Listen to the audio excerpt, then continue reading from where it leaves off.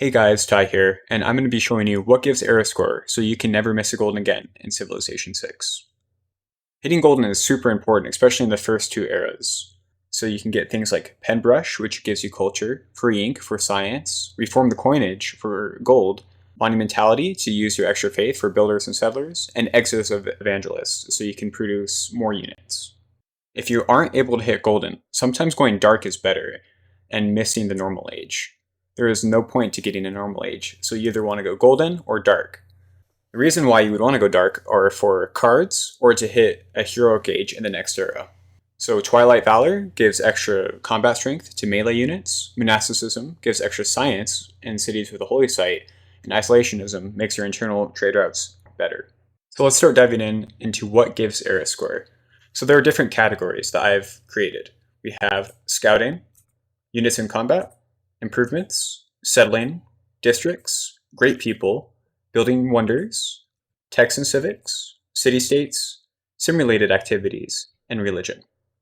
Usually, if you're the first to complete something, you get an extra era score or sometimes two, depending on what you're doing.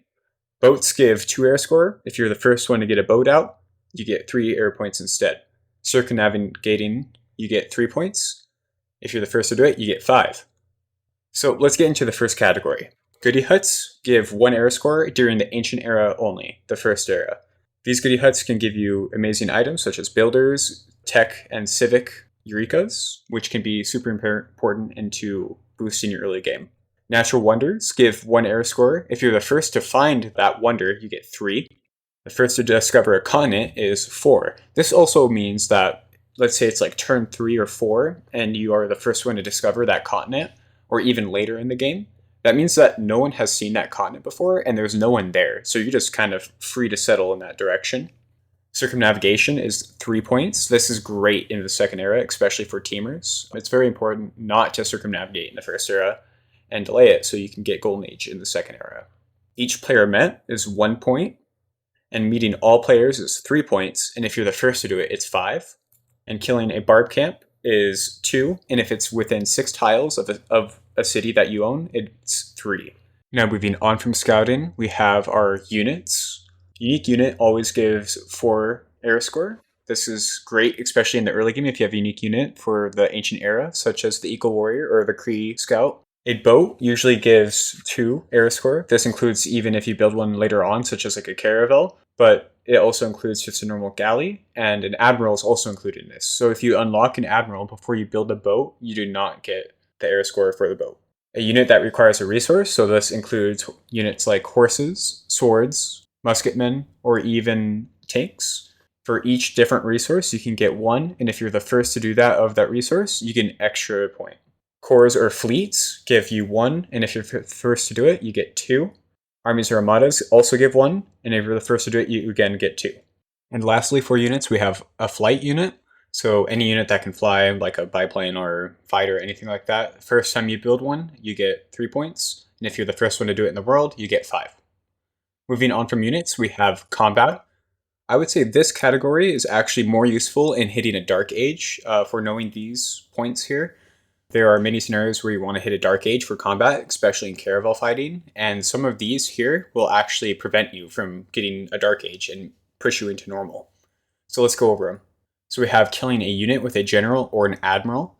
So if you have a galley or a caravel and you're trying to get dark and you kill another unit with the admiral next to it, 2 points can push you into normal.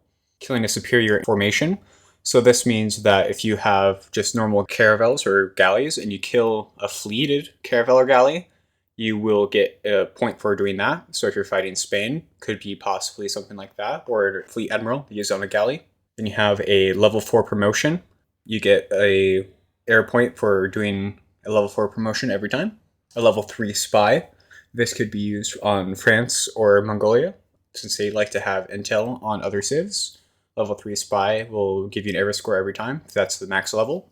You have a mountain tunnel. You get 2 for your first mountain tunnel, and if you're the first one to do it, you get 3. If a city returns to you after it's like lost or from loyalty or from being taken, you get 2 era score. If you take another opponent's capital, you get 4 era score. And killing a player will give you 5 era score. If you take their last city and their last city happens to be a capital, you only get 5 score. You don't get the 9 because you only get the total of 5. If you kill the capital first and then kill the player, you get a total of 9. Killing a unit with 2 more promotions than your current unit gives you 3 era score. So if you have a level 0 unit and you kill a level 2 unit, you get 3 era score.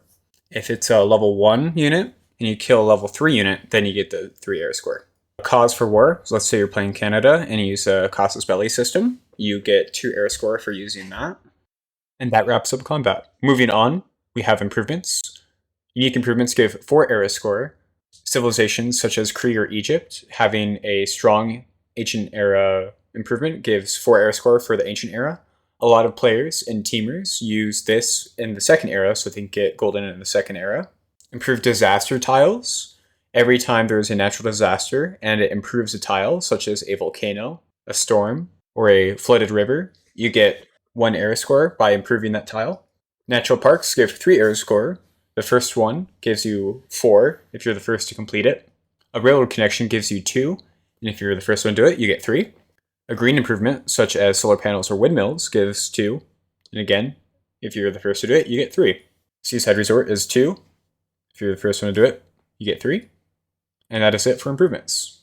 Moving on to settling. Settling different locations can actually give you quite a bit of era score from doing this. So let's get into that. If you settle on a new continent other than your capital, you get 2 era score. So if you have a triple continent split, it's an easy 4 era score right there. By a floodable river, you get 1 era score. That's within 2 tiles. 2 tiles from a volcano, 2 era score. And 2 tiles away from a natural wonder. If you settle on tundra, desert, or snow, you also get an era score. And finally, settling 5 tiles next to an enemy actually gives you an era score, which is probably not well known. And that concludes settling. Moving on to districts. Districts can be a little more complicated. So to start off, again, unique districts again give you 4. This includes the buildings, so things like the Palgam or Jadwiga's unique commercial hub building gives you 4 era score. District adjacency also gives you era score, and it gives you 3. This does not stack with unique districts, such as the Naval Dockyard or the Observatory from Maya. And so for these adjacencies, you have to have high adjacency districts. You get plus 3 era score from commercial hubs that are 4 or greater, campuses that are 3 or greater, industrial zones that are 4 or greater, harbors that are 4 or greater, holy sites that are 3 or greater, and theaters that are 3 or greater. Canals give 2 era score when built, and the neighborhood gives 2 era score when built. If you're the first to do it, you get 3. And this does not include Congo's unique district, because you would get the 4 era score for completing that district instead of the 3 or 2 from building a neighborhood. And that is it for districts. Moving on to great people. There's not too much here.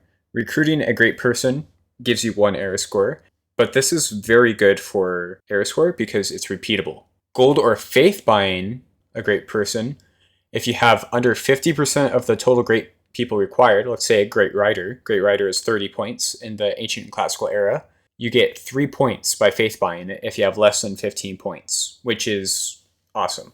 Moving on to wonders, again, this is pretty simple.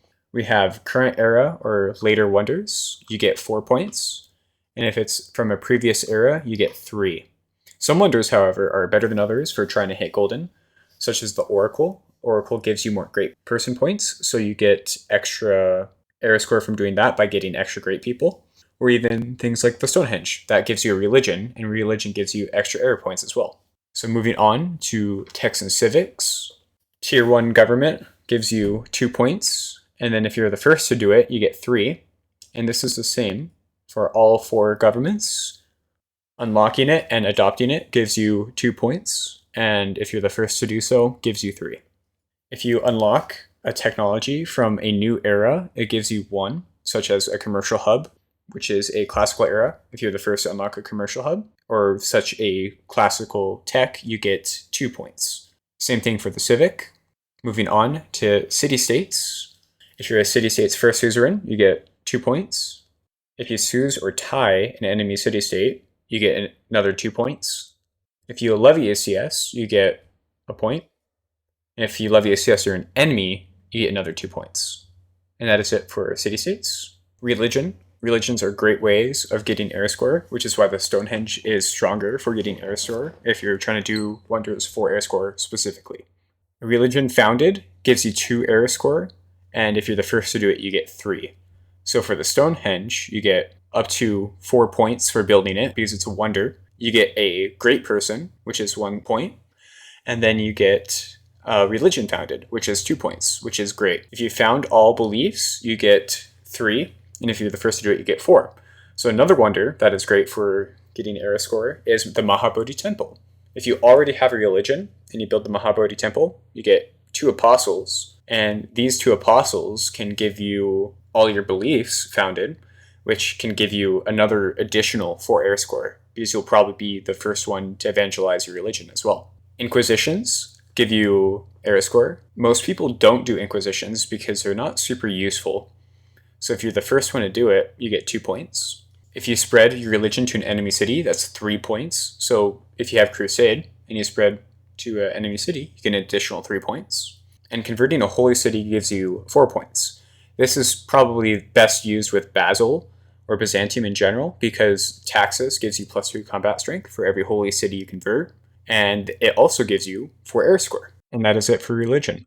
To our last category, we have kind of like the miscellaneous category. This is kind of where you just get it through simming up. So we have a trading post. A trading post gives you 1 error score for every trading post that you establish in a new civilization. This is interesting for civs like Kublai, who can get a trading post instantly as soon as they send the trade route. So if you're in a pinch for error score and you're playing Kublai Mongolia or Kublai China, you can get an error score just by sending a trade route to a new civilization. A trading post in all civilizations gives 3 error score, and if you're the first to do it, you get 5. If you use a resource for power, such as a coal power plant or an oil power plant, you get 2 error score, and if you're the first to do it, you get 3. A rock band concert gives you 2 error score, and the first to get it is 3, and it's only the first rock band concert. This one's not repeatable. A shipwreck gives you 2 error score, and if you're the first to do it, you get 3. This one's also not repeatable. An artifact extraction gives you 1 error score, but it's repeatable. So all of your archaeologists from your archaeological museums actually give you 3 error score each, which is pretty cool. Having all governors unlocked gives you 1 error score. And having all promotions on a governor also gives you 1 error score. But this must be done before the modern era. It's kind of similar to the goody huts. If you get a goody hut after the ancient era, it doesn't give you error score. If you unlock all the governor promotions in the modern era, you do not get the error score. You have to do it in the industrial era or before. So completing a district with all the buildings gives you 3 error score, but it's not for every district. It's only for the encampment, aerodrome, entertainment complex, and water park. So if you go to military science and you lock the military academy, you can get 3 error score by building the barracks or stable, the armory, and then finally military academy. And this will give you 3 error score for doing that. All space-based projects give you 2 error score, and if you're the first to do it, you actually get 4 error score. And then finally, having high population. So these marks are at 10, 15, 20, and 25. If you're the first to do it, you get 2 error score, and all other times gives you 1 error score. And that is it for this video, guys. Thank you for watching, and if you could, like and subscribe, so that way my channel could grow. Very appreciative of all of the support that the last video got. That was my first video ever, and yeah, hopefully I can keep doing this and the channel continues to grow. So see you guys later.